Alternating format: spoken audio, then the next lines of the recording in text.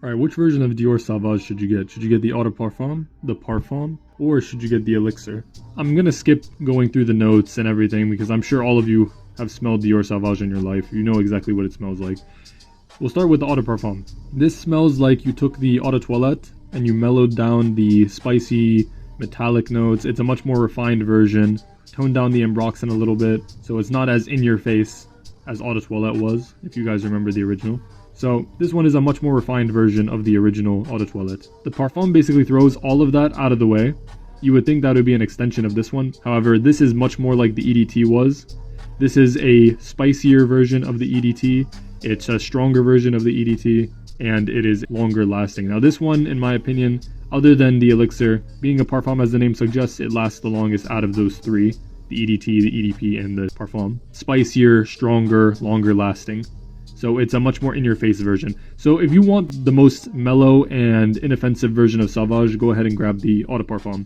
However, if you want the loudest version that's going to last on you all day, that smells just like the EDT, or if you want a spicier version of the EDT, then go for the Parfum. The Elixir is spicier than the Parfum. They're slightly different spices. This one's more of a sweet spice, whereas the Parfum is more of a peppery spice. This one is more of like a cinnamon type of spice. The Elixir smells much more refined than the Parfum. It smells much more in line with the Eau de Parfum. Elixir is like you took the Eau de Parfum, added some sweet spice to it, some herbal and earthy notes, a lot more mature, and a lot sweeter of a scent. Everything culminates into a really nice scent for this one. That's why this one is my favorite out of them all. So if I were to rate all three of these, I would give the Eau de Parfum an 8.4 to 8.5. I would give the Parfum an 8.5 to 8.6 just because I like that extra spicy note and it lasts much longer than the EDP. And then the Elixir, which lasts the longest, this lasts all day. You can put this on your skin, you're still going to smell it even after you shower the next day. I would give this an 8.8 out of 10.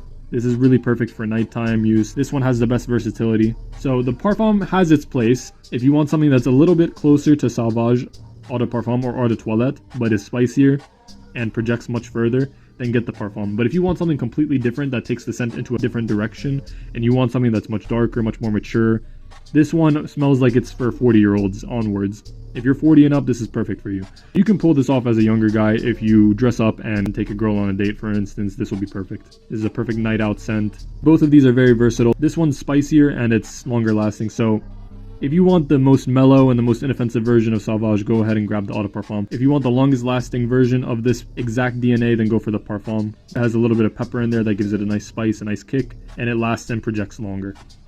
If you want the most unique version of Sauvage and you want to stand out a little bit, go ahead and get Elixir. Perfect for date nights. This is the least versatile of the three, but it smells the best.